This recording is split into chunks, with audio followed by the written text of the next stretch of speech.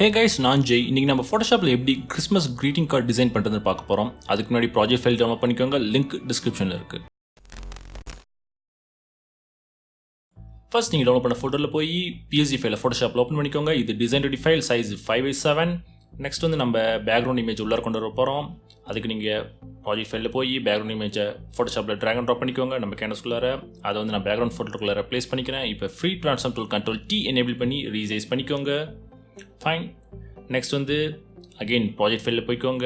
அதில் வந்து எக்ஸ்மஸ் ப்ரஷ் அப்படின்னு இருக்கும், அதை டபுள் கிளிக் பண்ணி இன்ஸ்டால் பண்ணிக்கோங்க. ஃபைன். இப்போ வந்து டிசைன் ஃபோட்டோ போய்க்கோங்க. ஒரு நியூ லேயர் ஒன்று க்ரியேட் பண்ணிக்கோங்க. கலர் பிக்கரில் போய் ஒயிட் கலர் எடுத்துக்கோங்க.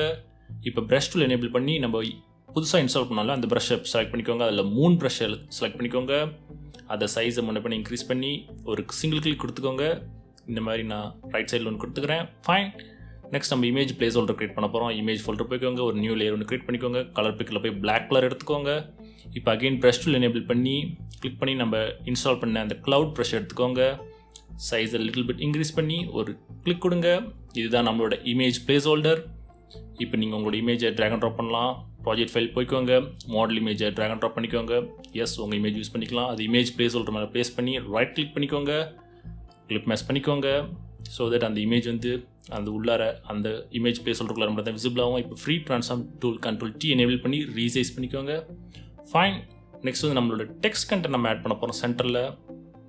அதுக்கு வந்து டெக்ஸ்ட் ஃபோல்டர் போய்க்கோங்க. நியூ லேயர் ஒன்று கிரியேட் பண்ணி கலர் பிக்கில் ஒயிட் கலர் எடுத்துக்கோங்க. நான் யூஸ் பண்ணுற ஃபாண்ட் வந்து ஃப்ரீ ஃபாண்ட் தான். லிங்க் டிஸ்கிரிப்ஷனில் கொடுக்குறேன், டவுன்லோட் பண்ணிக்கோங்க. நான் சைஸ் 12 வச்சு என்னோட கிறிஸ்மஸ் விஷஸ் வந்து டைப் பண்ணிக்கிறேன். ஃபைன். நெக்ஸ்ட் வந்து நம்ம ஸ்னோ எஃபெக்ட் ஆட் பண்ண போகிறோம். அதுக்கு டிசைன் ஃபோல்டர் போய் ஒரு நியூ லேயர் ஒன்று கிரியேட் பண்ணிக்கோங்க. கலர் பிக்கில் ஒயிட் கலர் எடுத்துக்கோங்க.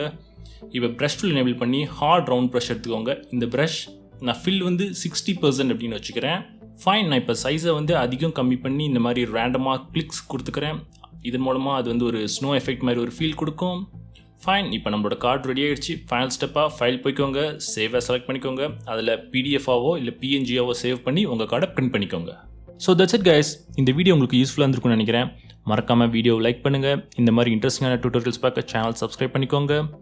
மறக்காமல் என்னோட மற்ற வீடியோஸ் கூட செக் பண்ணி பாருங்கள். வீடியோ பார்த்ததுக்கு நன்றி. Take care.